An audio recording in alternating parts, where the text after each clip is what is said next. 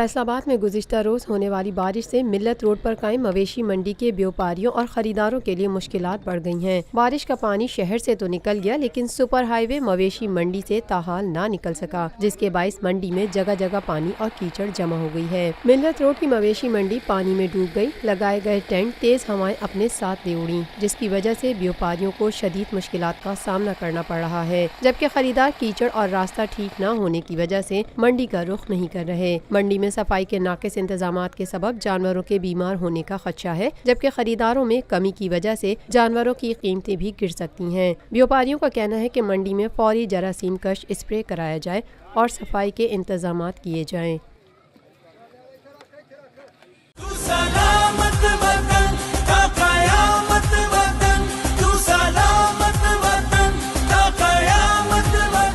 میرے عزیز ہم وطنوں، السلام علیکم۔ 10 کروڑ پاکستانیوں کے امتحان کا وقت آ پہنچا ہے۔ جنگ شروع ہو چکی ہے۔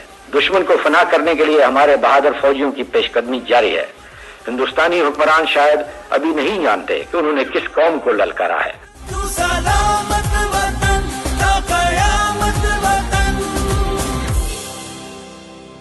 Lotus Lake Towers, a groundbreaking endeavor by Lotus Properties.